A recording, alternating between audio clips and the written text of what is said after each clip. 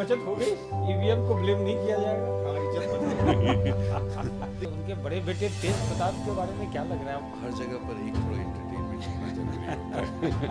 तो बिहार की जनता उनको एंटरटेनमेंट ही मानती है। इसी से पता चलता है वो स्टार जो जीते वो इसलिए नहीं जीते कि वो स्टार थे, वो इसलिए जीते कि बीजेपी में थे, पार्टी की वजह से जीते। पार्टी की वजह से भी। हेलो दोस्तों, मैं एसके झा टेलीवॉच चैनल पे आपका स्वागत करता हूं और आज हम लोग लाइव सेशन में एकत्र हुए हैं एक बहुत ही इम्पोर्टेंट टॉपिक पे, क्योंकि इसके पहले जैसा कि आपने देखा होगा जब एग्जिट पोल हुआ उसके बाद सभी विद्वान जो हमारे आज अतिथि हैं वो मौजूद थे, उन सब ने अपने अपने ओपिनियन दिए थे।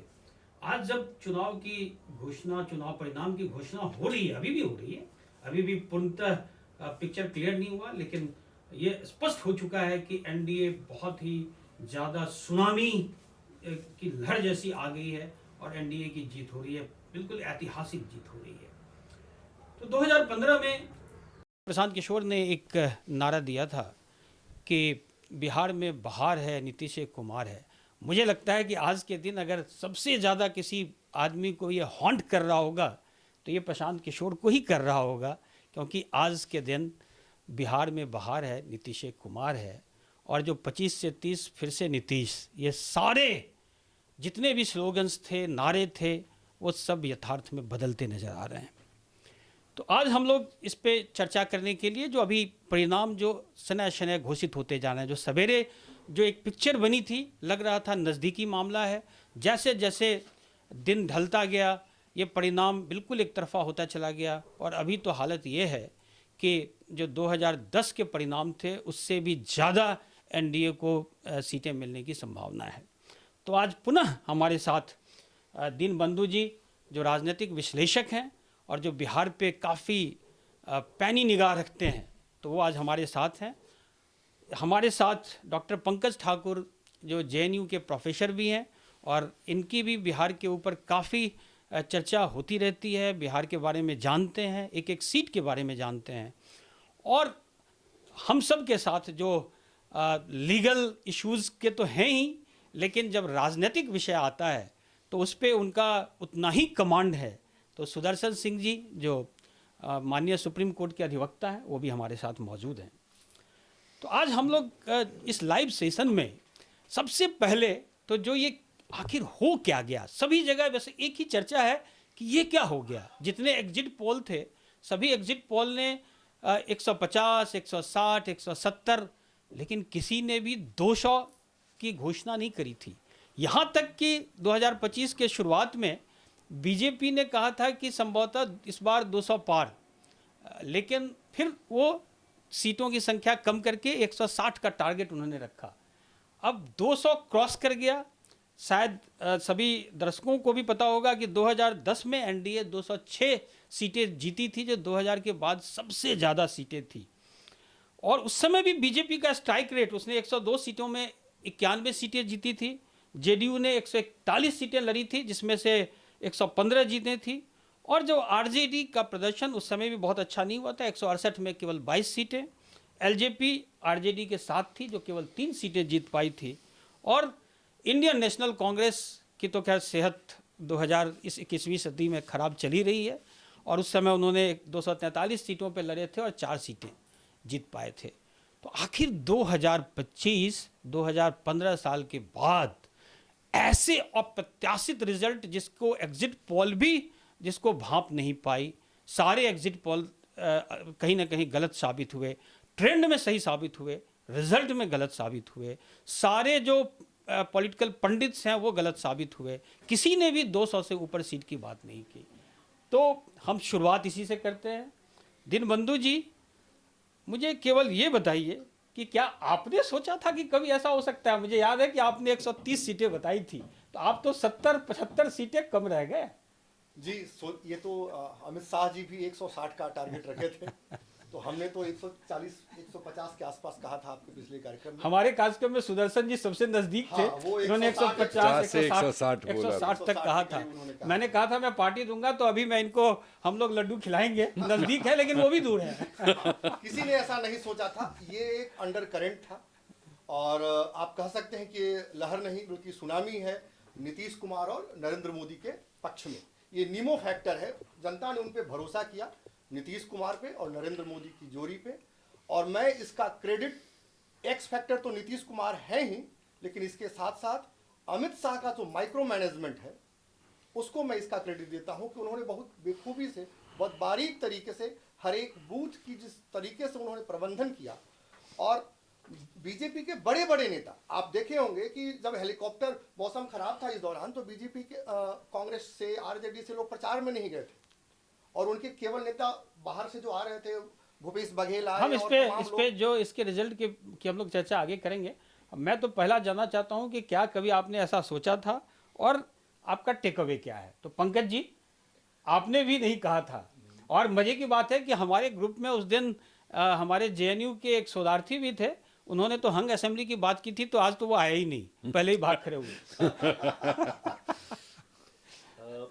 मैंने भी ऑलमोस्ट मेजॉरिटी दी थी एनडीए को प्रेडिक्शन में, लेकिन मुझे लगता है कि अप्रत्याशित है ये परिणाम बहुत ज़्यादा। और जैसे दीनबंधु जी सही कह रहे हैं कि credit goes to Nitish Kumar ji, प्रधानमंत्री जी की छवि, पर उससे बड़ा मुझे लगता है कि ये सुनामी जो है ये विपक्ष के लिए एक फूड फॉर थॉट लगता है मुझे, कि किन मुद्दों को उठाना चाहिए जो आगे तक लेके जाना है। पंकज जी, इसके बारे में, भविष्य के बारे में हम लोग बाद में बात करेंगे। अभी तो केवल ये है कि आखिर ये रिजल्ट किसी ने एक्सपेक्ट किया था क्या, नहीं और किया। क्यों लग रहा है ऐसा, क्यों हो गया? पंकज जी, आपके और दीनबंधु जी दोनों के बात से मैं सहमत नहीं हूँ। दो जरूरी नाम जो आप भूल गए, जिन पर क्रेडिट जाता है, सबसे पहले तो बीजेपी के स्टार प्रचारक राहुल गांधी जी, उनका नाम आप लेना भूल गए। मतलब I seriously I have not seen such unserious political of person at a national level, I must say. And second जो है, जो मुझे जो serious on coming to the serious aspect, कि प्रशांत किशोर जी का नैरेटिव तो सबने लिया लेकिन वोट किसी ने नहीं दिया। ये बहुत बड़ा एक फैक्टर है, क्योंकि उन्होंने जिन मुद्दों को उठाया उस मुद्दे पर सोचा सबने, उस पर एक्शन लिया, लेकिन एक्शन दूसरे साइड किया। तो सुदर्शन जी ने तो राहुल गांधी को क्रेडिट दे दिया इस बात के लिए। मैं अभी किसी की बात सुन भी रहा था, तो वो कह रहा था कि राहुल जी ने पदयात्रा करी तो लगा कि वो गांधी बन गए, जब संविधान हाथ में लेके घूमे तो लगा कि अम्बेडकर बन गए। और अभी थोड़े दिनों पहले चुनाव के समय वो एक दिन तालाब में कूद के मछली, और कैसे मखाना होता है, मछली पकड़ते हैं, वो गए। तो ऐसा लगा कि जैसे वो उनके साथ मुकेश सहनी भी थे। तो वो केवल ऐसा इवेंट मैनेजमेंट नहीं है ये कि आप आए, एक शो किया और फिर चले गए, तो कहीं ना कहीं एक फैक्टर है। तो इसके बारे में भी हम बात करेंगे।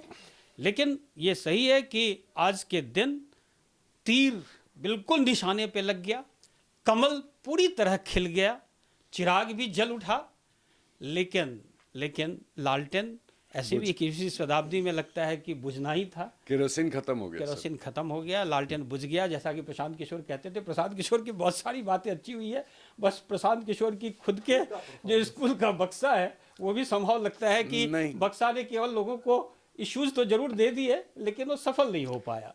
फूड फॉर थॉट तो दे दिया, लेकिन वो उनके फायदे के लिए नहीं हो पाया। बट प्रशांत किशोर जी का तो एक अपने बारे में खुद का ये था, अर्श या फर्श। तो फर्श पर तो वो आ गए। फर्श भी कहाँ, अब तो मुझे लगता है बेसमेंट में चले गए, एक भी सीट नहीं है। बट जो सबसे बड़ा चीज, हम राहुल गांधी के बारे में बात कर रहे हैं, क्लोज टू अ सेंचुरी उनका नंबर है for losing elections. Rahul Gandhi हमेशा इलेक्शन से पहले सेंटर पर बीजेपी पर अटैक करते रहे हैं, और ये वो डे वन से, जब से 2014 से बीजेपी आई है, ये कर रहे हैं। और हर इलेक्शन में, इर्रेस्पेक्टिव ऑफ स्टेट और लोकसभा, उनका मोडस ऑपरेंडी यही रहा है कि बीजेपी को नीचा दिखाएं, और ये मॉडल उनका फेल करता जा रहा है। I think he needs to seriously change his strategy, rather than finding loopholes in the BJP. He should start looking in the loopholes within his party and himself. तभी कुछ कर पाएंगे। और इसी सुदर्शन जी, इसी नोट पे अब ये दो बिंदु हम लोग डिस्कस करना चाहेंगे सीरियस नोट पे, कि महागठबंधन कहाँ फेल हो गया और एनडीए की क्या स्ट्रेटजी रही, क्योंकि आज से 6 महीने पहले, इवन 2 महीने पहले तक ऐसी स्थिति निर्मित होगी ये कभी किसी ने सोचा नहीं था। इवन एग्जिट पोल के बारे में सबको शंका था कि जितने फिगर्स वो दिखा रही है वो ट्रेंड जरूर लग रहा था कि एनडीए शायद विजयी होगी, लेकिन इतने सीट्स के साथ होगी ये किसी ने सोचा नहीं था। तो इसमें बहुत सारे फैक्टर्स हैं, लेकिन हम प्रमुख 1-2 मुद्दे आपसे जानना चाहेंगे कि वो कौन से प्रमुख मुद्दे केवल बताएं जो महागठबंधन जहां फेल हो गई और एनडीए जहां सफल हुई। एनडीए की सफलता के पीछे सबसे महत्वपूर्ण मुद्दा नीतीश कुमार सरकार की जो लोक कल्याणकारी योजनाएं हैं वो रही। और मैं फिर से दोहराता हूं at the risk of repeating कि जो अमित शाह जी का जो प्रबंधन था, चुनावी प्रबंधन था, वो सबसे बेहतर था और तालमेल। पंकज जी, आपके लिए एनडीए के का जो सबसे महत्वपूर्ण मुद्दा कौन था जिसने ऐसा अप्रत्याशित रिजल्ट दे दिया? मुझे लगता है कि जो डेवलपमेंट के काम केंद्र सरकार ने और राज्य सरकार ने, बिहार की राज्य सरकार ने कर रखे हैं और जो कर रहे हैं, ये बहुत इम्पोर्टेंट है। और जो छवि है नीतीश कुमार जी की महिलाओं में छवि, प्लस मोदी जी की पैन इंडिया जो एक इमेज बन चुकी है वर्ल्ड लीडर की, वो बहुत बड़ा फैक्टर मुझे लगता है इस इलेक्शन में रहा। आप दोनों ने जो 10,000 योजना थी उसके बारे में नहीं बताया, महिलाओं की बात आपने करी है, तो सुदर्शन जी क्या आपको लग रहा है कि जो 10,000 ठीक इलेक्शन के पहले जो महिलाओं के अकाउंट्स में गए उसकी भूमिका एक बहुत महत्वपूर्ण भूमिका रही? उसकी भूमिका महत्वपूर्ण तो रही, लेकिन जो मुझे सबसे बड़ा फैक्टर है, जो इस इलेक्शन का सबसे बड़ा मुद्दा रहा, जो प्रशांत किशोर ने पहले उठाया कि आपने 20 साल लालू जी का राज देखा, 20 साल नीतीश का राज देखा और अभी भी इतना ही है। तो ह्यूमन मेमोरी इज शॉर्ट। अगर इससे पहले वाला इलेक्शन अगर हम देखें 2000 में, तो एनडीए का परफॉर्मेंस इससे बहुत अच्छा था। लोगों को पुरानी यादें वापस आने लगी जो लालू जी के समय में था। मतलब जंगल राज का जंगल डर जो राज आया याद वो आया। कहीं ना कहीं लग रहा तो- है कि उसके डर गए लोग। तो लोगों के पास अब कंपेयर करने के लिए दो चीज़ था, जो डेवलपमेंट नीतीश सरकार में पिछले 20 साल में हुआ और उसके पहले 17-18 साल जो लालू सरकार में। और जो लोग अगर थोड़ा सा भी अपना कॉमन सेंस यूज़ करेंगे तो the difference was very clear. तो उनके लिए तो चॉइस सिंपल था। और आज के डेट में मुझे लगता है वही चॉइस सबसे बड़ा ड्राइविंग फैक्टर है कि क्या हम वापस उसी जंगल राज में जाना चाहते हैं, या दूसरा ऑप्शन है जो धीरे ही सही, कम ही सही, लेकिन विकास कर आगे रहे हैं। जा रहा है। तो इस चुनाव में एक ये बात भी हुई है कि जब शुरुआत हुई चुनाव की तो उस समय महागठबंधन को लगा कि जो उनकी सोशल इंजीनियरिंग है, उन्होंने चूंकि वीआईपी पार्टी को भी साथ में रख लिया और भी कुछ पार्टियां, लेफ्ट पार्टियां साथ में आ गईं, तो उन्हें लगा कि जो उनका केवल जो एमवाई समीकरण था उसमें जो ऐड होने थे परसेंटेज, चूंकि ये दोनों मिलाकर के मुस्लिम यादव करीब 32% के आसपास हो जाते हैं, तो उन्हें लगा कि कुछ और सोशल ग्रुप्स अगर शामिल हो जाएं तो वो मेजॉरिटी क्रॉस कर जाएंगे। और उसके बाद कुछ बयान भी आने लगे, जैसे पुराने 90s के दशक के जो बयान थे भूरा बाल साफ करने के, उनके किसी नेता ने बयान दे दिया।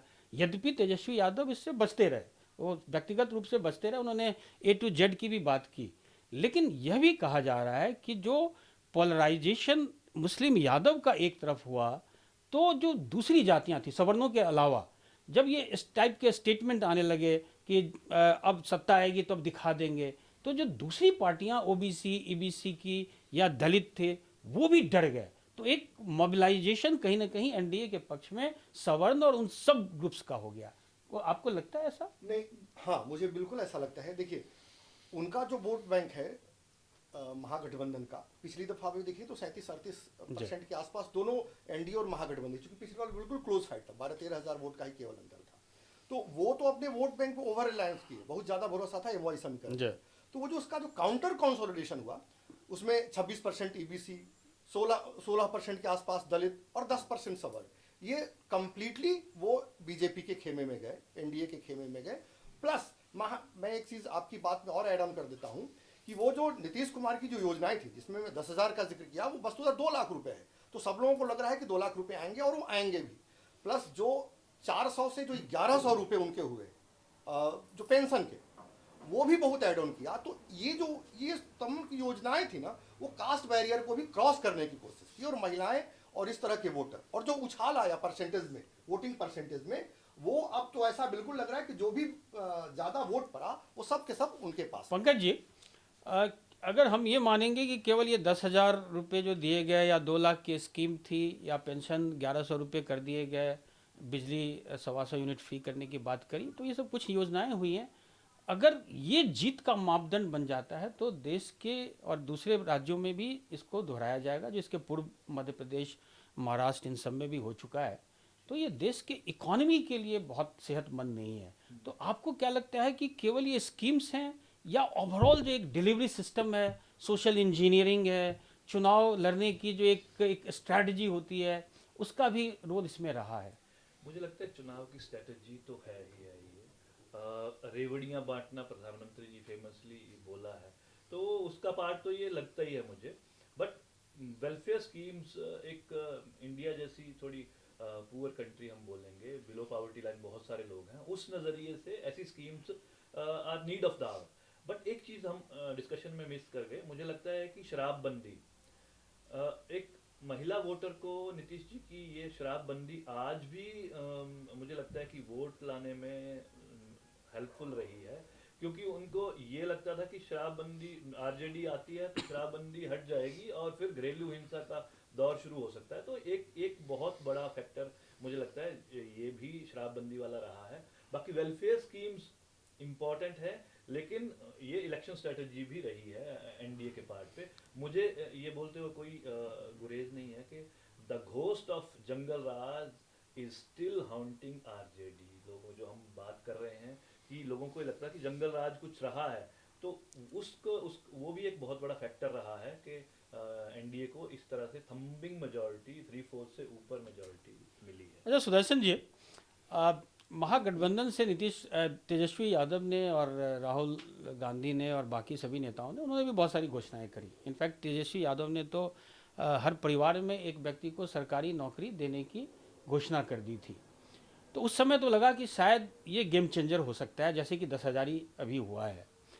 तो क्या तेजस्वी यादव की क्रेडिबिलिटी उस सेंस में नहीं थी? इसमें एक छोटी सी कहानी भी आपको बताऊंगा। कई बार मुझे लगता है कि वो जैसे शेख चिल्ली के जो वादे होते थे, ये कुछ वैसा था। हमारे गांव में जब हम लोग छोटे बच्चे थे तो एक बार बारात आई हुई थी, तो हमारा गांव बहुत ही इंटीरियर में था, वहाँ सड़कें भी नहीं, बिजली भी नहीं। तो जब बारात आई तो उन्होंने कहा आपका गाँव कैसा है? ये यहाँ पे तो कुछ भी नहीं है, हमारे गाँव में तो बसें भी आती हैं, रेलवे स्टेशन भी है। तो हमारे एक भाई साहब थे, वो थोड़े से अजीबो गरीब टाइप की बातें करते रहते थे। तो उन्होंने कहा कि आपके यहाँ तो ट्रेन और बसें जाती होंगी, हमारे गांव के ऊपर से तो हवाई जहाज जाता है। तो कई बार ऐसा तो कि नहीं, कि जो उन्होंने जो घोषणा की थी वो गांव के ऊपर से हवाई जहाज ले जाने वाली बात थी। इसको मैं इस तरह से बोलूँगा कि अगर वो घोषणा में इस तरह से ना बोल के कि हर घर में मैं सरकारी नौकरी दूंगा, अगर वो ये बोलते कि हर घर में मैं रोजगार दूंगा, तो उसका असर पड़ता। आज की जनता इतनी भी बेवकूफ़ नहीं है कि वो उंगली पर ना गिन सकती है कि इतने बिहार की जनता कि अगर हर घर में नौकरी देने गए, सरकारी नौकरी देने गए, तो बिहार को 3-4 बार बेचना पड़ जाएगा। तो उनको एक बात तो समझ में आ गया कि तेजस्वी यादव सत्ता पाने के लिए कुछ भी अनाप शनाप बोल रहे हैं। मतलब क्रेडिबिलिटी की कहीं ना कहीं क्रेडिबिलिटी पूरी तरह से ज़ीरो थी। उन्हीं के फादर के सरकार में ऐसा हुआ था कि हर घर से लोग निकल गए थे बिहार को छोड़ के। तो ये एक कॉन्ट्रडिक्टरी स्टेटमेंट था, लोगों को वो भी याद था। उसी बीच नीतीश कुमार ने 10,000 रुपये सबको दे दिए और ऐसा प्रॉमिस भी किया जो वायबल लग रहा था, फाइनेंशियली वायबल लग रहा था। 1 करोड़ नौकरी, सरकारी नौकरी और रोज़गार बोला उन्होंने। कभी नहीं बोला कि 1 करोड़ सरकारी नौकरी देंगे, वो तो जानते थे वो पॉसिबल है ही नहीं। तो ये बात थोड़ा सेंसिबल लगा और वो सबसे बड़ा कारण बन गया कि आरजेडी को अपना मूल सीट भी बचाना मुश्किल हो गया है आज, क्योंकि उनके सारे बात एक तरफ, जैसा आपने बोला MY समीकरण को जोड़ना शुरू कर दिया। तो मैंने तो ग्राउंड लेवल पर देखा और लोगों से बात किया कि अभी सरकार बनने की, मतलब इलेक्शन होने की बात हो रही है और ये MY के लोग जो हैं वो सड़क पे दादागिरी और जिसको बिहार में फेमस वर्ड रंगदारी वो शुरू कर दिए।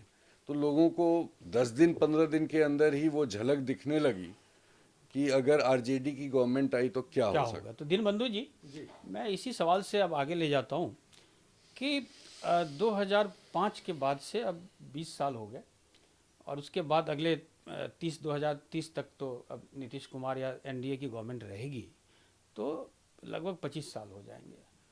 अब आपको क्या लग रहा है कि आप लालू एरा जो था आप उसको ख़त्म देख रहे हैं? तेजस्वी का भविष्य क्या देख रहे हैं? क्योंकि अभी यद्यपि रिजल्ट नहीं आया है, लेकिन तेजस्वी यादव अभी के समय में जब हम लोग ये चर्चा कर रहे हैं तो वो काफ़ी पीछे चल रहे हैं। तो अगर वो व्यक्ति अपनी सीट भी नहीं जीत पाया तो कहीं ना कहीं उसकी क्रेडिबिलिटी पे, उसके पॉलिटिकल एक्यूमेन पे, लीडरशिप पे सवाल तो खड़े होते हैं। तो आपको लग रहा है कि आप लालू एरा जिसका एक्सटेंशन कहीं ना कहीं तेजस्वी थे, आप उसको देख रहे हैं कि 5 साल तक वो सर्वाइव कर पाएगा? देखिए 2010 में राबड़ी देवी भी चुनाव हारी और इस बार ऐसा लग रहा है कि लालू यादव के दोनों बेटे चुनाव हार जाएंगे। तेजस्वी का हारना एक बड़ी बात होगी, इसमें कोई शक नहीं है। लेकिन एक तरफ दूसरी तरफ हम ये भी देखते हैं कि आरजेडी को 22% 23% के आसपास वोट से आज भी है, आज की तारीख में भी है। तो ये अभी से ये कहना कि उनकी राजनीति खत्म हो जाएगी या उनका राजनीतिक भविष्य खत्म हो जाएगा, ये जल्दीबाजी होगी। मुझे लगता है कि वो सरवाइव कर सकते हैं। ऐसे कई उदाहरण हैं, रेवंत रेड्डी 3 बार चुनाव हार के मुख्यमंत्री बने। लेकिन ज़रूरी यह है कि तेजस्वी यादव को अपनी रणनीति पे एक बार फिर से विचार करना होगा और अपने वोट बेस को बढ़ाना होगा। केवल वो मुस्लिम यादव समीकरण से चुनाव नहीं जीत सकते हैं, ये बार बार बिहार भी देखा है और उत्तर प्रदेश भी देखा है।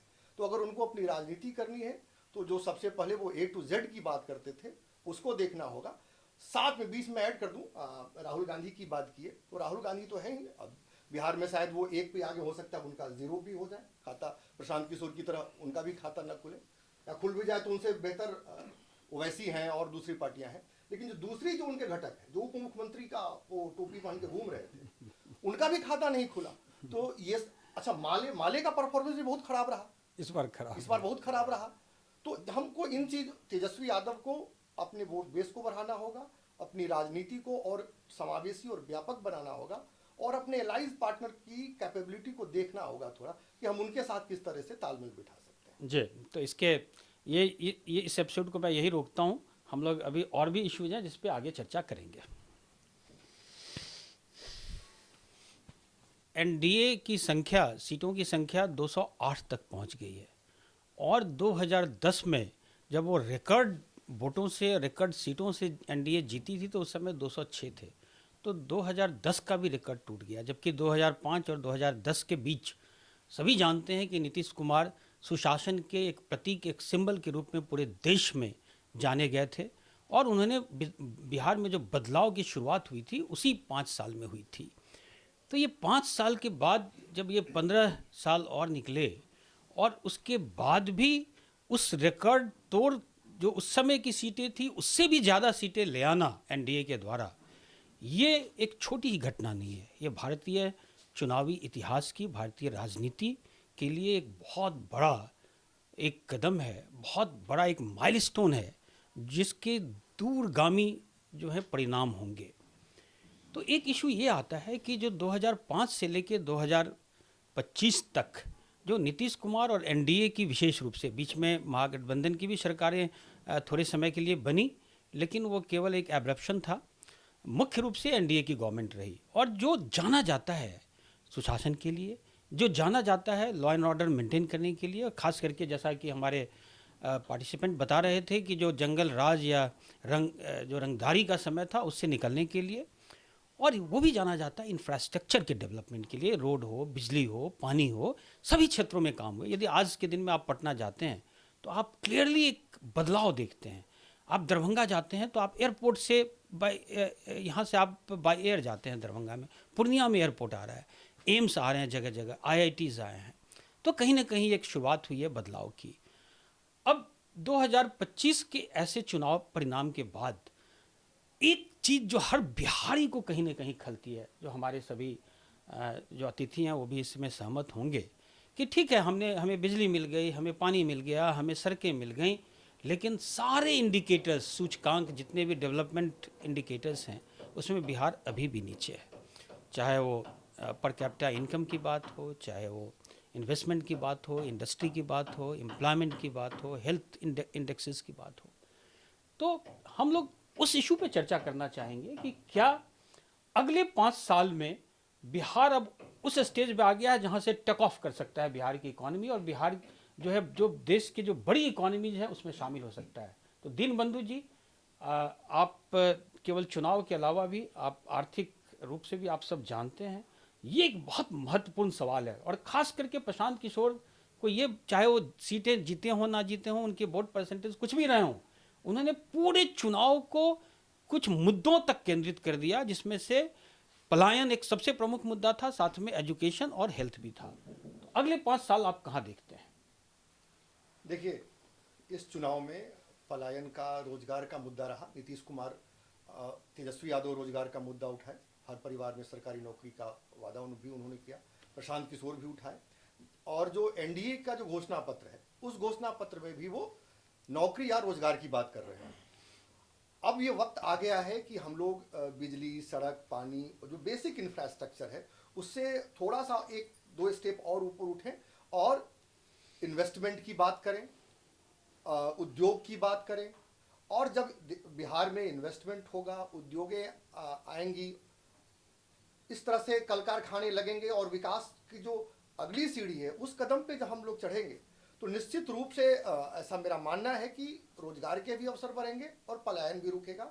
और जो बीजेपी और जेडीयू दोनों जिस तरीके से चुनाव जीती है, जो एक्सपेक्टेशन है जनता की जो अपेक्षा और आकांक्षा है, मुझे लगता है उसको देखते हुए इस पे उनको आगे काम करना होगा।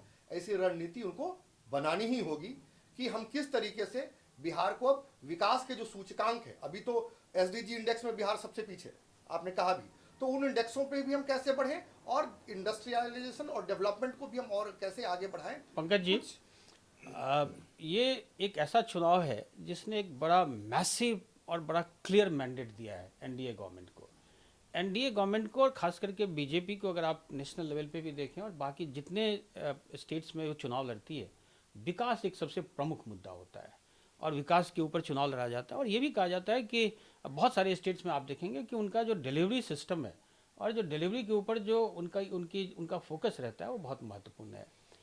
तो क्या हम ये माने कि इस मैंडेट से बिहार की तकदीर में बदलाव आएगा अगले 5 साल में? मुझे लगता है बिल्कुल आएगा, क्योंकि हमारे पास उत्तर प्रदेश का एग्जाम्पल है जहाँ पे लॉ एंड ऑर्डर से आगे बढ़ चुका है उत्तर प्रदेश भी, इंडस्ट्रियलाइजेशन फिर से शुरू हो रहा है।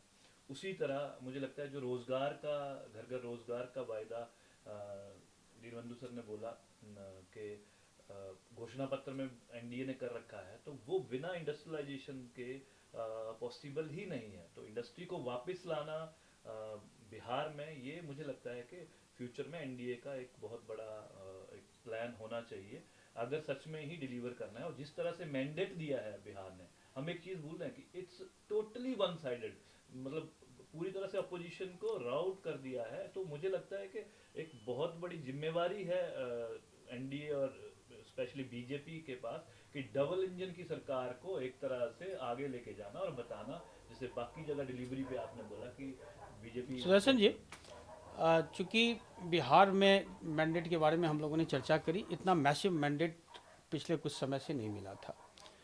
बड़ा स्पष्ट है कि बिहार की जनता ने बीजेपी और जेडीयू दोनों पे, और जो साथ में दूसरी पार्टियां भी हैं, उन पे पूरा विश्वास जताया है। और उन्हें शायद इस बात का विश्वास भी है और उम्मीद भी है। और जो 2024 के चुनाव में प्रधानमंत्री जी मोदी की गारंटी की बात करते थे, तो इसमें तो मोदी और नीतीश दोनों का कंबाइंड गारंटी की बात है। तो ऐसे मैंडेट के साथ, ऐसी गारंटी के साथ, जब इश्यूज बिहार का पलायन का इशू हो, बिहारी मजदूर बाहर जाता है, ये हमारे लिए फ़ख्र की बात नहीं, हमारे लिए शर्म की बात है कि दूसरे जगहों पे जाके काम करता है। जबकि उसी बिहारियों को जब मेधाविता की बात आती है, टैलेंट की बात आती है, तो पूरा देश क्या पूरे विश्व में सब जानते हैं कि जो बिहारीज हैं उनमें टैलेंट बहुत है, लेकिन उनको अपनी ज़मीन पे वो मौका नहीं मिलता। ज़मीन आपकी बड़ी उर्वरक है, लेकिन वो फसल में जो खाद पानी सब देना चाहिए था वो नहीं देते और सब बाहर चला जाता है। तो आपको लगता है कि एक रिवर्स, जो पलायन की बात तो हम लोग हमेशा करते हैं, एक रिवर्स माइग्रेशन की स्थिति निर्मित होगी और जो बिहार का टैलेंट बाहर जा रहा है, मजदूर बाहर जा रहा है, वो सब वापस अगले 5 साल में बिहार की ओर आएंगे? सर मेरा अपना ये मानना है कि जो अभी एनडीए को मैंडेट मिला है, this is a very dangerous sign India के लिए। एक्सपेक्टेशन भी बहुत हाई होगी, क्योंकि एक्सपेक्टेशन लेवल बहुत हाई है इस तरह के मैंडेट को देने में, और अगर एनडीए गलती से भी इस मैंडेट को इनकैच नहीं कर पाया तो वो 2 मिनट के अंदर अगले इलेक्शन में नीचे आ जाएगा। तो आई एम श्योर मेरे अलावे एनडीए के जो टॉप ब्रास हैं उनको भी ये बात समझ में आ रही, क्योंकि ये उनके भी एक्सपेक्टेशन से ऊपर है कि अगर जनता इस तरह से आंख बंद करके उनको एक रिस्पॉन्सिबिलिटी दी है तो वो सिर्फ बातें करके ये 5 साल नहीं बिता सकते। The runway is ready, we need to take off. और जिस दिन टेक ऑफ कर गया, क्योंकि अगर मैं बिहार को एक खेत मानूं और जो उसके बुद्धिजीवी या जो टैलेंट है उसको एक फूल का क्यारी मानूं, तो जब वो क्यारी दिखा रहा है कि हम इतना अच्छा फसल दे सकते हैं, तो पूरे खेत को अगर ढंग से सींचा जाए तो वो कुछ भी कर सकते हैं। अच्छे किसान की आवश्यकता है, अच्छे किसान की आवश्यकता है। और अगर किसान यहाँ पर सही में पानी नहीं दे पाया, फसल नहीं बो पाया, तो फिर वो किसान को ये बिहार की जनता निकाल के फेंक देगी। इसी पॉइंट पे और आगे लेते हुए कि हमें बहुत फर्टाइल लैंड है, सब कुछ है, लेकिन किसान, हमने तो इस बार जो बेस्ट एग्रीकल्चर साइंटिस्ट होगा उसको हमने इस बार किसानी की जिम्मेदारी बिहार ने दे दिया है कि अब आप हमें रिजल्ट दो। तो मुझे ये बताइए कि विगत कुछ समय का अनुभव बहुत अच्छा भी नहीं है। अब ऐसे मैसिव मैंडेट के साथ, जिसमें बीजेपी को भी 95 सीटें मिल गई हैं और जेडीयू को भी लगभग 85 या उसके आसपास मिली हैं, तो क्या लगता है कि फिर से कोई परिवर्तन आगे कोई खेला हो सकता है कभी? जैसे पिछले कुछ समय में बदलाव हो गया कि 2015 में महागठबंधन की सरकार आई और मिडवे चेंज हो गया, 2020 में एनडीए की सरकार आई, मिडवे फिर चेंज हो गया।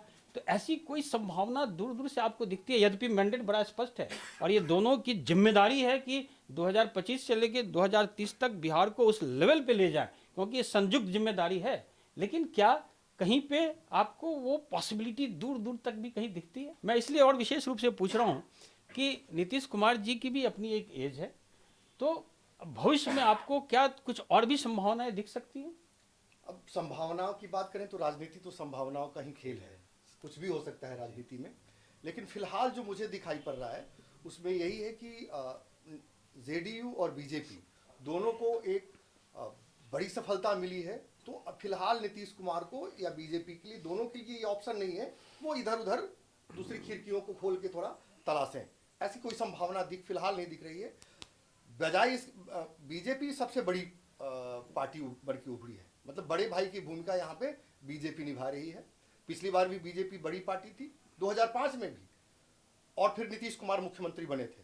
तो ये एक, हालांकि नीतीश कुमार के लिए एक रिटर्न गिफ्ट देने का अवसर है कि वो रिटर्न गिफ्ट दे बीजेपी को।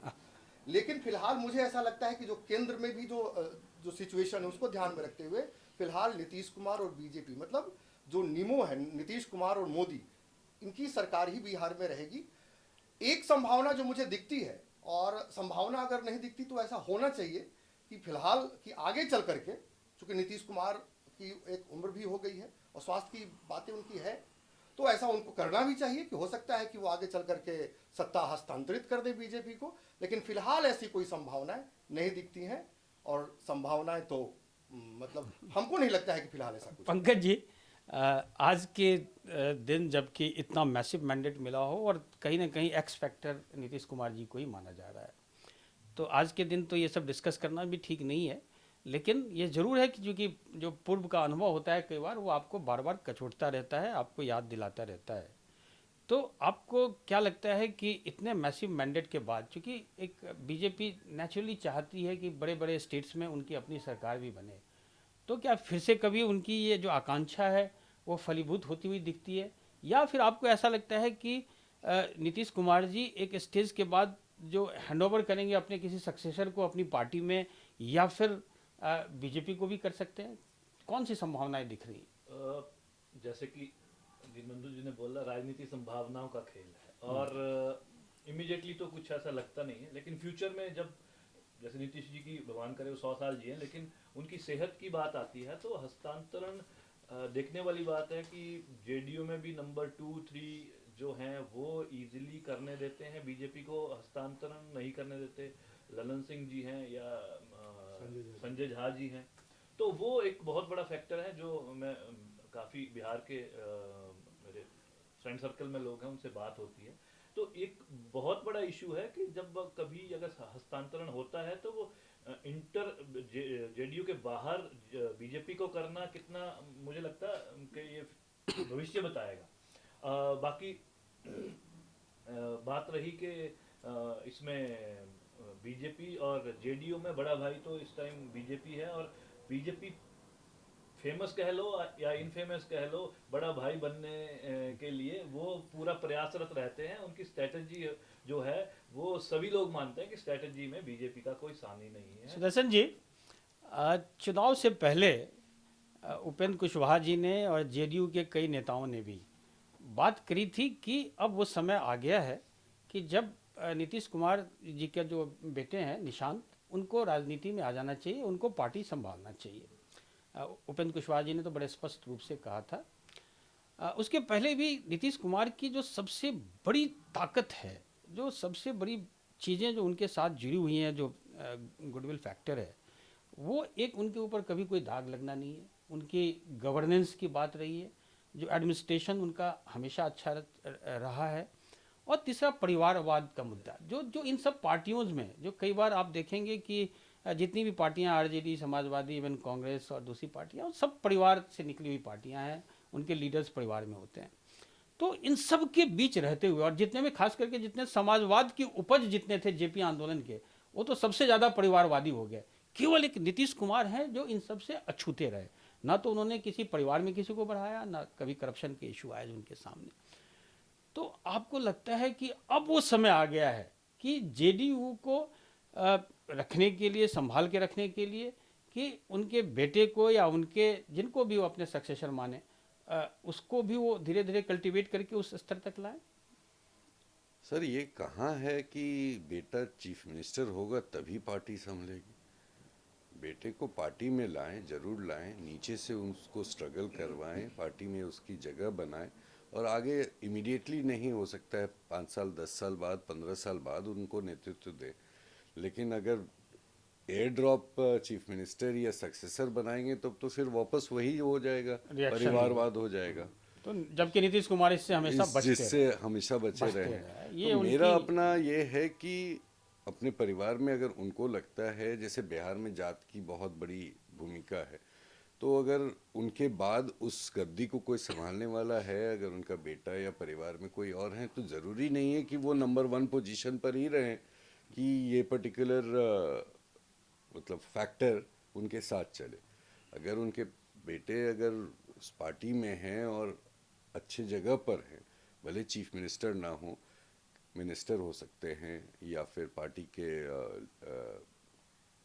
लीडर कह लीजिए, तो वो फैक्टर रहेगा। जहाँ तक रहा बात दोनों बीजेपी और जेडीयू का इस वक्त किसी और संभावना की तरफ, ये both the parties can not afford to. जिस तरह का मैंडेट है उसमें they can not afford to. बिल्कुल बड़ा स्पष्ट ही दिख रहा है। आपने बहुत मुझे लगता है पिन पॉइंटेड क्वेश्चन पूछा है परिवारवाद, और मैं इस पर बोलना भी चाहता था। मुझे लगता है कि परिवार, gone are the days of परिवारवादी पार्टीज। ये जो मैंडेट है इसमें परिवारवादी पार्टियों का भी एक, मुझे लगता है कि लालू जी के बाद जो ध्वजवाहक हैं वो तेजस्वी जी आएंगे, और आगे तेजस्वी जी के बाद कोई उनका बच्चा आएगा, तो फिर आज़ादी के बाद जो प्रिंसली स्टेट्स थी उस, मुझे लगता है रजवाड़ा शाही तो अभी भी कायम है। इसलिए परिवारवादी पार्टियों का टाइम जो है धीरे धीरे खत्म हो रहा है, और ये खतरे की घंटी है यूपी वालों के लिए भी। कहीं भी साउथ को छोड़ के मुझे लगता है कि ये परिवारवादी पार्टियों का जो एक डोमिनेंस है, आपने बोला समाजवाद से जो निकली स्पेशली पार्टियां हैं, उनके लिए खतरे की घंटी है कि दे हैव टू डिलीवर और they have to provide some alternative. अब 30 सेकंड मैं इस पे ऐड कर दूं। मैं सुदर्शन जी की बात का समर्थन करता हूं। एक्चुअली मैं इसको मानता हूं कि नीतीश कुमार को अपनी पार्टी में अपने पुत्र को निशांत को लाना चाहिए और नीचे से एक्चुअली लालू यादव जैसे तेजस्वी को सीधे ऊपर से आकर के या ड्रॉप करके और चीफ मिनिस्टर कैंडिडेट घोषित कर दिए, वो तो बिल्कुल खतरे का खेल होगा, पार्टी कोलैप्स कर जाएगी, पार्टी के बड़े तो उनकी बात तक नहीं सुनेंगे। लेकिन पार्टी में लाना, उनको ग्रोन अप करना, उनको राजनीति में आगे बढ़ाना, ये अच्छा प्रयास हो सकता है। और चूंकि बिहार में जातिगत समीकरण एक जबरदस्त चीज होता है, तो उसको वो साधने में सफल रहेंगे। और जहां तक इन्होंने कहा कि जातिवादी पार्टियों का या परिवारवादी पार्टियों का दिन खत्म हो गया, तो इसी एनडीए गठबंधन में चिराग पासवान इसका उदाहरण है कि आज उनकी पार्टी एक सीट से 22 सीट 23 सीट पे चली गई। तो कोई राजनीति में इतना जल्दी हमको कंक्लूजन नहीं लेना चाहिए। मैं इसका समर्थन करता हूँ कि निशांत को उनके पार्टी में लाना चाहिए। चलिए तो दिलबंधु चिराग जी, पासवान एक दिन में नहीं ना आ गए वहाँ नहीं, पे, हाँ, नहीं, वही उन्होंने मैं भी भी टाइम बोल रहा हूँ लिया। कि धीरे पहले धीरे सांसद बने, फिर वो आए। ग्रो करना हाँ, चाहिए। ग्रो करना अच्छा दिलबंधु जी, जी। इसी से एक अगला इशू भी आता है कि जो बहुत महत्वपूर्ण इशू है। अगर आप देखें कि 2025 के चुनाव से पूर्व जो एक व्यक्ति का सबसे ज़्यादा शोर पूरे देश में शोर शराबा हुआ, सोशल मीडिया छाया रहा पूरे देश में, उससे ज़्यादा इंटरव्यूज़ किसी ने नहीं दिए, प्रधानमंत्री ने भी नहीं दिया, किसी अपोजिशन के लीडर ने नहीं दिया। ऐसा लगा कि पूरा बिहार का चुनाव पीके की ओर केंद्रित होता चला जा रहा है। इश्यूज़ उनके, भीड़ उनकी, सब कुछ उनका। जैसे जैसे चुनाव आता गया, चुनाव का अनाउंसमेंट हुआ, अचानक हंगामा होने लगे। चुनाव के पूर्व कई बार उन्होंने गोल पोस्ट भी चेंज किए। शुरुआत करी केवल पलायन के इश्यूज से, बाद में ऐसा लगा कि वो बिल्कुल करप्शन के अगेंस्ट क्रूसेडर के रूप की भूमिका में आ गए हैं। उस पर भी बहुत दिनों तक नहीं टिके, कुछ आरोप लगाए, फिर उसके बाद शांत हो गए। तो इस पूरे चुनाव में अगर आप प्रशांत किशोर को देखते हैं, और सबसे बड़ी बात तो ये हुई कि एक मैं तो इसे कहूँगा कि अति आत्मविश्वास में संभवतः यह बयान दे दिया गया कि अगर जेडीयू की सीटें 25 से कम हो गई तो राजनीति से संन्यास लेंगे। तो आज ही मैं उनके किसी प्रवक्ता को सुन रहा था, वो कह रहे थे कि वो राजनीति कर कहाँ रहे हो, तो लोकनीति कर रहे हैं। तो आप मुझे बताइए कि प्रशांत किशोर का इम्पैक्ट क्यों नहीं पड़ पाया चुनाव में, या उनका इम्पैक्ट पड़ा तो किस रूप में पड़ा, और प्रशांत किशोर का आप भविष्य कहाँ देखते हैं? देखिए, मैं आपके सभी कार्यक्रमों में बिल्कुल कंसिस्टेंसी के साथ कहते रहा हूँ कि उनका जीरो। खाता नहीं खुलेगा। वो जीरो पे आउट इस हो बात पे तो आप बिल्कुल आपने कहा और वही हुआ और आज वो जीरो पे आउट हुए। जी। लेकिन उनकी मैं भी कहा था कि लेकिन उनकी राजनीति खत्म नहीं हुई है। देखिए, यहाँ पे दो चीज है। एक तो ये कि प्रशांत किशोर अपनी कंस्टिट्यूएंसी नहीं डेवलप कर पाए थे, और उनको एक चीज समझना चाहिए कि ज्ञान और धन के धमक से राजनीति नहीं की जा सकती है। हम यूएन में काम किए, हम यहाँ काम किए। एक कहावत है ना कि अगर आप चौकी पे तबला बजाएं और सामने तबला आ जाए तो दोनों के ताल में अंतर होने लगता है, अंगुलियां लड़खड़ाने लगती हैं। वही हुआ प्रशांत किशोर जी के साथ। वो एक प्रोजेक्ट का हिस्सा होकर के और किसी को आगे बढ़ाना और खुद आना में बहुत अंतर होता है। अब इस बार वो सही से उनको सही सामना हुआ है। और बिहार का जो समाज और बिहार की राजनीति, कल मैंने कहा भी था कि जलेबी की तरह सीधा है, जितना उसको दिखेगा उतना उलझते जाइएगा।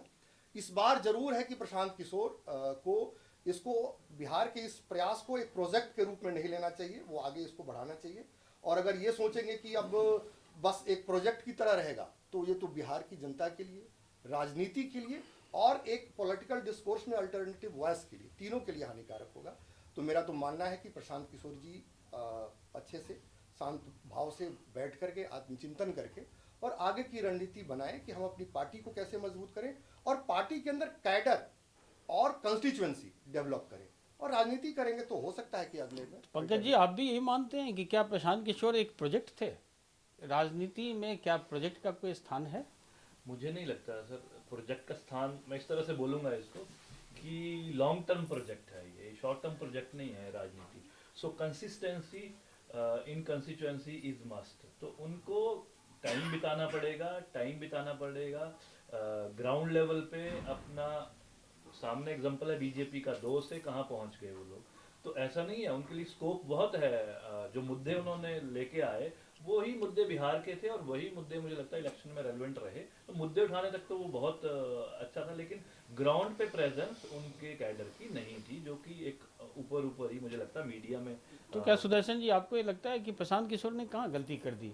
क्या जैसे उन्होंने कोई पार्टी का मैनिफेस्टो भी जारी नहीं किया, तो बाकी पार्टियों ने मैनिफेस्टो जारी किया था, और वो बहुत ज़्यादा कॉन्फिडेंस था उनको कि वो अर्श पे फर्श की बात करते थे, लेकिन वो बार बार कहते थे कि जो माइग्रेंट लेबर बाहर से आया है वो पूरे के पूरे जन स्वराज को वोट करेगा। लेकिन आज अगर आप रिजल्ट देखें तो जन स्वराज का वोट प्रतिशत भी मुझे नहीं लगता कि बहुत ज़्यादा है, बहुत ही लो वोट परसेंटेज जन स्वराज को मिला है।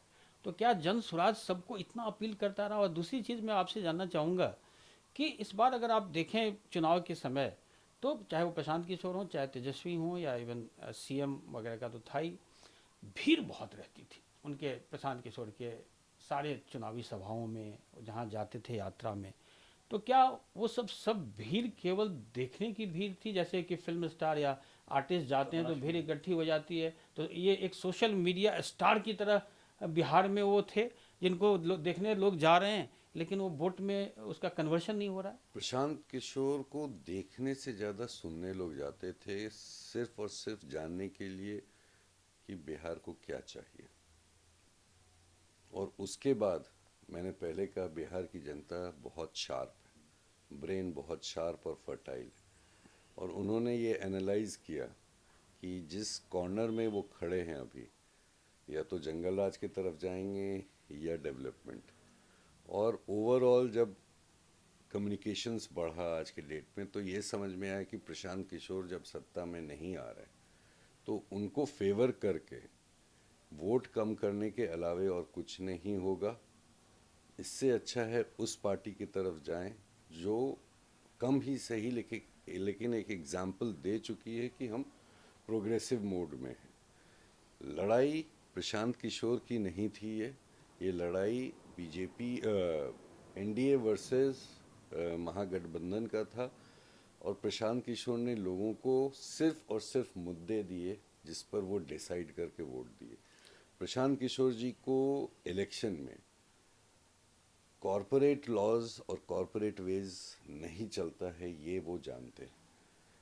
और 3 साल में जब तक आप एक बहुत स्ट्रॉन्ग बेस नहीं बना लेते हैं, जड़ों में नहीं घुसते हैं, तब तक आपको बिहार में वोट कोई नहीं देगा, चाहे वो काम करके हो, चाहे जाति समीकरण बना के हो, या फिर आपका presence as an representative of the people.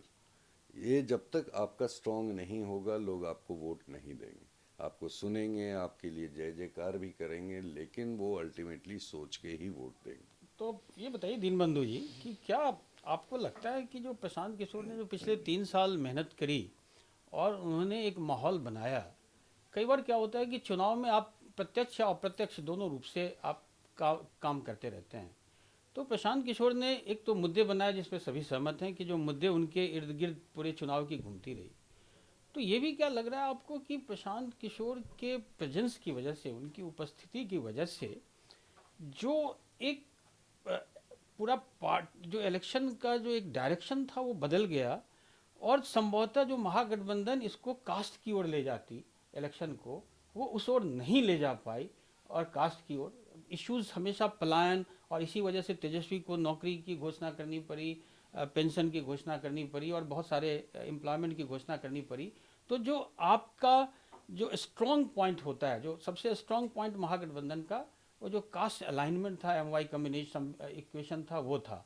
तो आप उसके हट करके आप दूसरे के टेरेन में जाकर के आप फील्ड करने लगे। तो ये लग रहा है आपको कि एक बड़ी डिलिबरेट स्ट्रैटेजी थी जिससे आपने पूरे इलेक्शन में महागठबंधन को उनके अपने टर्फ से हटा करके आप दूसरी जगह ले आए जहाँ के वो जीत नहीं सकते थे। देखिए, ये बात तो बिल्कुल सत्य है कि प्रशांत किशोर जी ने जिस तरीके के जो पॉलिटिकल डिस्कोर्स डेवलप किए, खास करके विकास की बात, पलायन की बात, तो उसके बाद से 2 चीज़ नहीं हुआ बिहार के चुनाव में।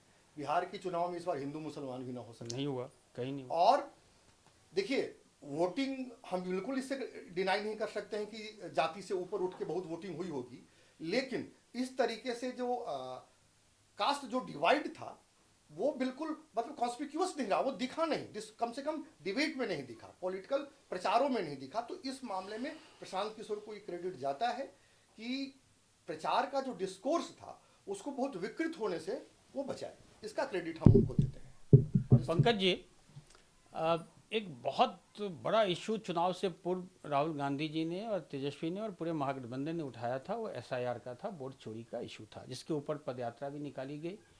और ऐसे लगा कि जैसे वोट चोरी जो है एक बहुत बड़ा मुद्दा है। लेकिन खुद राहुल गांधी उस इशू को उठाने के बाद चुनाव जब शुरुआत होने वाली थी तो देश से बाहर चले गए। जब टिकट डिस्ट्रीब्यूशन हो रहा था तो कहीं वो थे ही नहीं। आपस में जब जुतम पैजार चल रहा था तो उस समय भी वो गायब रहे। और ये हालत हो गई कि 12 सीटों पे सब कंप्रोमाइज़ करने के बाद भी फ्रेंडली फाइट होती रही। फ्रेंडली फाइट नाम की चीज़ कोई होती नहीं है। तो इससे जो एक गडमड हो गया पूरा सिचुएशन महागठबंधन का, जब क्लैरिटी नहीं रही कि कौन सीट पे कौन लड़ रहा है, कहीं पे एक ही जगह सभी लड़ रहे हैं। तो आपको क्या लग रहा है कि जो राहुल गांधी की खास करके जो भूमिका इस पूरे इलेक्शन में रही है, तो उस वजह से भी महागठबंधन को कहीं ना कहीं बहुत बड़ी हानि हुई? मैं आपसे सहमत हूँ सर, पूरी तरह से सहमत हूँ। बार बार हम बात कर रहे हैं कि राजनीति में कंसिस्टेंसी बहुत जरूरी है। आप किसी भी मुद्दे को उठाते हैं उसको लास्ट तक लेके जाना बहुत बहुत जरूरी है। आपने एसआईआर उठाया, बहुत फैनफेयर के साथ उठाया, आपने प्रेस कॉन्फ्रेंस करी, आपने फैक्ट्स दिए प्रेस कॉन्फ्रेंस में, बहुत जबरदस्त फैक्ट्स दिए। लेकिन आप देखिए काउंटर उसका कैसे आया, कैसे लोग, जिन लोगों को आपने कोट किया था उस प्रेस कॉन्फ्रेंस में, जिन लोगों का एग्जांपल दिया था, उन्होंने ही डिनाई किया कि नहीं हमने वोट डाला है। तो आप कोई मुद्दा उठा रहे हो, उसका गहन अध्ययन करना और फिर उसको उठाना, मुझे लगता है उसमें विपक्षी पार्टियां बहुत लैग कर रही हैं। They are trying to copy BJP but they are not able to copy BJP absolutely. तब सुदर्शन जी, क्या लग रहा है आपको कि अब जो अपोजिशन की पार्टियां हैं महागठबंधन, उन्होंने भी अपनी स्ट्रेटजी ऑलरेडी बनाई रखी होगी? मैं अभी देख रहा था कि किसी ने कह दिया है कि ये तो पूरा के पूरे जो इलेक्शन कमीशन है उसका है। तो आपको क्या लग रहा है इस पूरे इलेक्शन में किसको दोषी ठहराया जाएगा महागठबंधन के द्वारा? क्या क्या जो सर किसको किसको कहा जाएगा कि इस कारण से हम चुनाव हार गए, वो इश्यूज आप लोग बोलें। सर अब अगले वैसे कुछ दिनों में हम लोग क्या क्या सुनेंगे? मैं तो अभी वेट कर रहा हूँ, जैसे कपिल शर्मा शो होता है वैसे महागठबंधन शो, कि जिसमें किस किस इश्यूज को बताया जाएगा। आपको क्या लगता है, आप लोग बताएं कि क्या किसको ब्लेम किया जाएगा? चुनाव आयोग, चुनाव वोट आयोग, चोरी, चुनाव आयोग से, रिवीजन? क्योंकि इस पूरे पूरे बिहार के चुनाव के प्रचार के तो इस बार क्या ईवीएम को ब्लेम नहीं किया ईवीएम जाएगा? मुद्दा नहीं उठा। नहीं होगा। तो मुद्दा उठा एसआईआर, वो फेड किया। उसके बाद वोट चोरी, वो भी अंत में आते आते फेड कर गया। तो अब ले दे के जो सेकंड लास्ट या लास्ट था ये इलेक्शन कमीशन, उसी पर सारा बिल फाड़ा जाएगा। एंड तो दिलबंधु जी, क्या they will come with examples and they will come with EVM, facts. इस बार ईवीएम की बचत हो गई, ईवीएम को ब्लेम नहीं किया जाएगा? हाँ, इज्जत बच गई। देखिए अब आगे आगे क्या होगा? असल में एसआईआर एक ऐसा मुद्दा है ना, वो पॉलिटिकल पार्टी तो उसको उठा रही है, लेकिन जनता लोगों उसको में एक्सेप्ट कुछ है ही नहीं कर पा रही है। मैं भी बिहार गया था, मैंने सबसे पूछा, कहीं पे मुझे कहीं एसआईआर मुद्दा का नहीं इशू ही है। नहीं मुद्दा था ही नहीं। ये एक जबरदस्ती, और हम कह रहे हैं कि आप कह रहे हैं चुनाव गलत हो रहा है, ये गलत हो रहा है, आप उसमें भाग भी ले रहे हैं। एक तरफ आप चुनाव में भाग ले रहे हैं, फिर कह रहे हैं कि नहीं चुनाव आयोग गलत कर रहा है। तो दोनों चीज थोड़े हो सकता है। ये एक ऐसा मुद्दा है जिसको उन्होंने उठाने का प्रयास किया, लेकिन वो जनता तक पहुंच नहीं पाया, और मुद्दा एक्चुअली है नहीं। अब मैं आप सबसे एक एक चीज पूछूंगा, इस पूरे इलेक्शन प्रोसेस में का सबसे बड़ा विनर कौन है और सबसे बड़ा लूजर कौन है? आप एक नाम एक पार्टी बताएं। देखिए, इस पार्टी के इस आज के जो चुनाव परिणाम आया उसका सबसे बड़े विनर नीतीश कुमार स्वयं है। वो एक्स फैक्टर है, जिस अलायंस में रहते हैं वो अलायंस चुनाव जीत जाती है। और लूजर तो हम प्रशांत किशोर को बिल्कुल नहीं इस चुनाव में मानते हैं कि he is nothing to lose, उनके पास कुछ था नहीं। लेकिन सबसे बड़ा लूजर हम राहुल गांधी को मानते हैं, और उन्होंने ही, राहुल गांधी और मुकेश सहनी ने मिलकर के आरजेडी का भी नैया डुबो दिया है। पंकज जी, मैं एक एक नाम ऐड करूंगा जो दिलबंधु जी ने बोला। नीतीश कुमार प्लस मोदी जी की छवि, मुझे लगता है कि दो फैक्टर जो सबसे बड़े गेनर हैं। Loser of course Rahul Gandhi plus Tejashwi plus परिवारवादी पार्टियां। मैं उस पर कायम हूँ कि परिवारवादी पार्टियों का टाइम धीरे धीरे जा रहा है। सुदर्शन जी? विनर तो मैं बिहार की जनता को बोलता हूँ। सही बात है, लेकिन उससे इनमें से अंत में उनको कोई जो प्रतिनिधित्व जिनका है उनमें- अगर प्योरली स्टेटिस्टिकली देखिए तो सबसे ज़्यादा बढ़िया परफॉर्मेंस एनहांस हुआ है वो जेडीयू का हुआ है। ऑलमोस्ट 45 सीट्स प्लस पर गई है। बीजेपी का भी 20 सीट बढ़ा है, no doubt about it, but BJP already higher foot पर थी तो और थोड़ा हायर गई, ये नीचे से काफ़ी ऊपर गए। और जहाँ तक मैं लूज़र की बात करता हूँ तो मेरे दिमाग में तो सिर्फ एक नाम है, वो है लालू यादव। लालू जी तो इलेक्शन में दिखे नहीं, उनका सामने आए नहीं। मल्टीपल एंड पर सबसे पहला उनकी गलती हुई कि राहुल गांधी की छवि को देखते हुए भी, जानते हुए भी उन्होंने उनके साथ अलायंस किया, उनको अपने पूरे इलेक्शन को लीड करने का मौका दिया। Then last but not the least, उन्होंने अपने पार्टी को इस तरह से प्रोजेक्ट किया कि ये पार्टी वो है जो बिहार को बहुत ऊपर उठाई। मैंने कुछ प्रवक्ताओं को देखा आरजेडी की, बिहार की जनता का दिल जानता है कि लालू जी ने इस प्रदेश के लिए क्या किया। तो इस तरह की सोच से आगे, और सबसे ज़्यादा उम्मीद, क्योंकि लालू यादव के लाइफ का मेरे ख्याल से अब लास्ट फ्यू इलेक्शंस है और सबसे ज़्यादा होप उनको इसी इलेक्शन से था, तो मैं तो सबसे बड़ा लूज़र लालू यादव को ही और मानता हूँ। आप उनके बड़े बेटे तेज प्रताप के बारे में क्या लग रहा है? उनको तो वाई कैटेगरी की सिक्योरिटी भी दी गई है, लेकिन वो चौथे, तीसरे या चौथे पोजीशन पे आ गए हैं। He उनका is- भविष्य कुछ दिखता है? हर जगह पर एक थोड़ा एंटरटेनमेंट होना जरूरी होता है तो बिहार बिहार की का जनता कपिल उनको एंटरटेनमेंट ही मानती है। पंकज जी, आप भी उसको एंटरटेनमेंट ही मानते हैं? जी सर, कुछ हद तक मैं उनको एंटरटेनमेंट ही मानूंगा, क्योंकि एंटरटेनमेंट के बिना जिंदगी है नहीं और इलेक्शन भी एंटरटेनमेंट के बिना कुछ है नहीं। तो वैसे उनसे बड़ा एंटरटेनमेंट तो राहुल गांधी है। आपको क्या लग रहा है? चूंकि तेज प्रताप भी एक इम्पोर्टेंट कैरेक्टर थे और कहीं ना कहीं परिवार में जो एक बिखराव हुआ ठीक चुनाव से पहले, तो एक परिवार की भी जो एक एकजुटता होती है, एक क्रेडिबिलिटी होती है, उस पर डाउट्स हुए, लोगों को शक हुआ।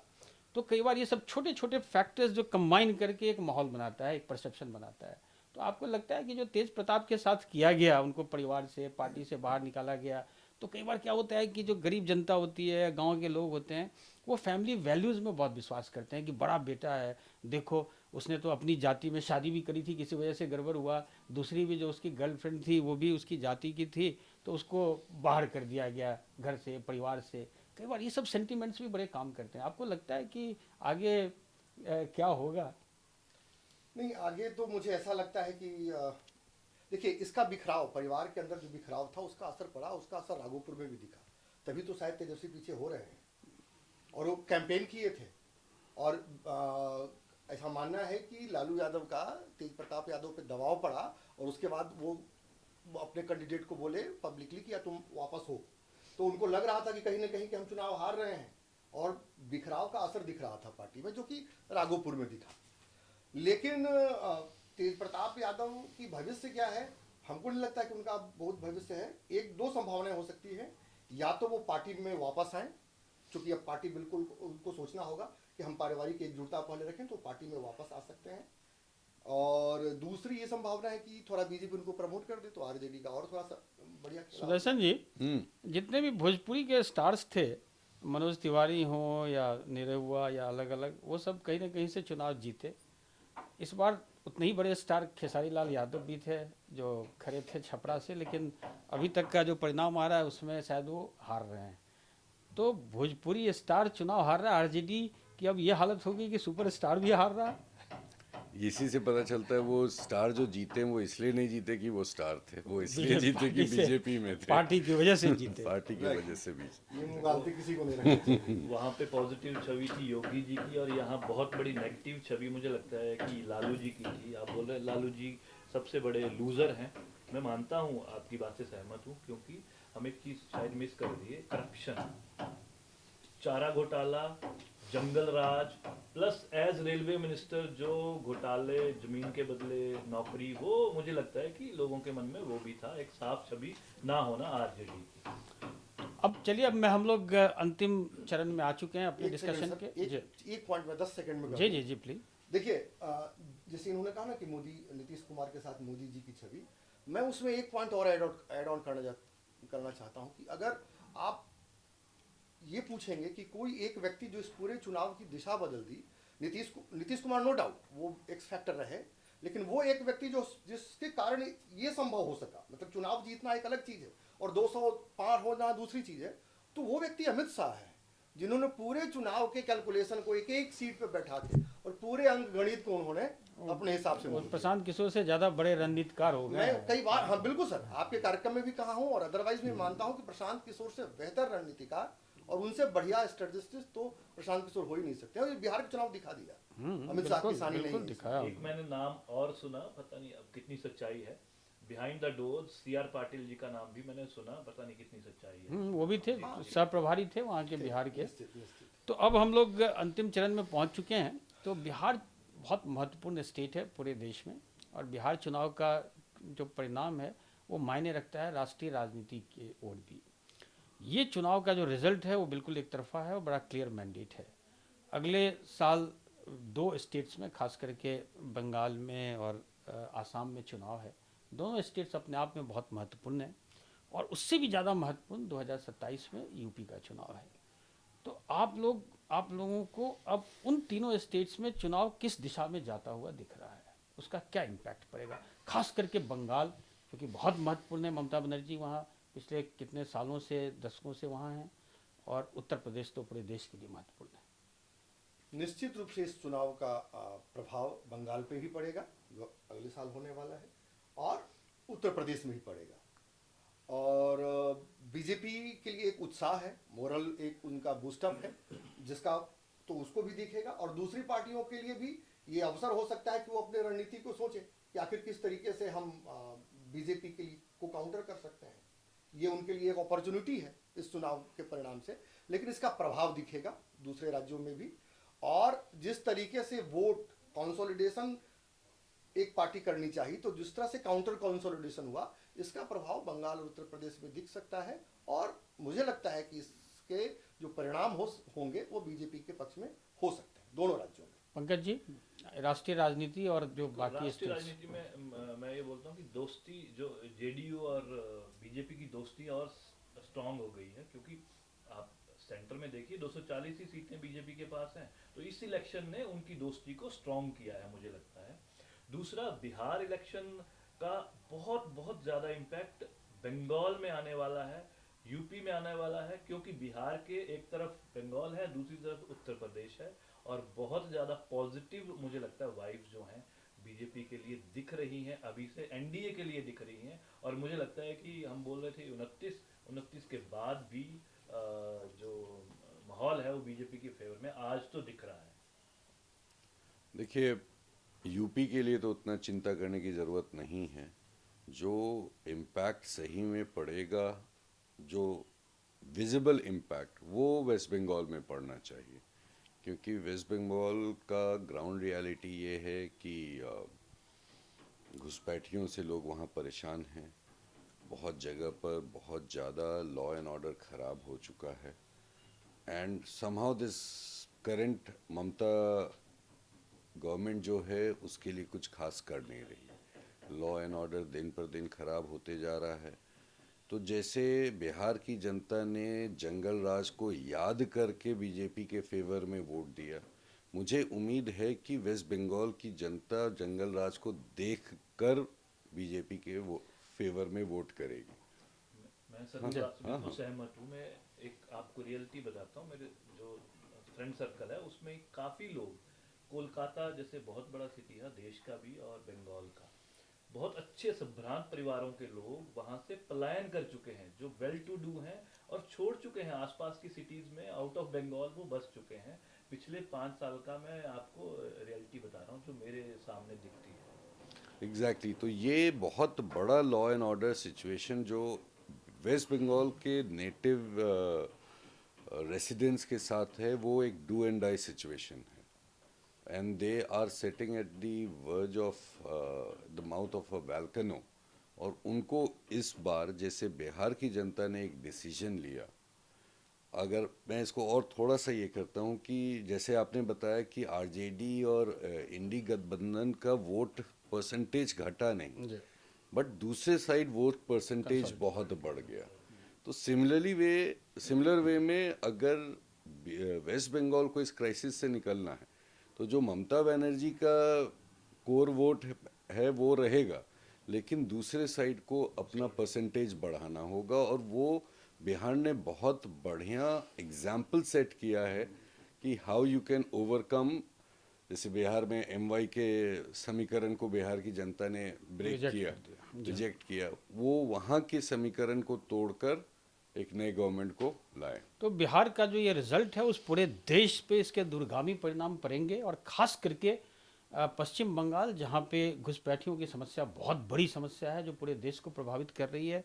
बांग्लादेशियों की समस्या, रोहिंग्या की समस्या, ये सब सारी समस्याएं वहाँ से आ रही हैं। और जो चूँकि वहाँ से हमारे अगर देश की सुरक्षा से वो सीधा सीधा पूरा भौगोलिक क्षेत्र से जुड़ा हुआ है, चिकन स्नेक वहाँ है, तो ये बहुत महत्वपूर्ण है कि देश बिल्कुल सुरक्षित रहे।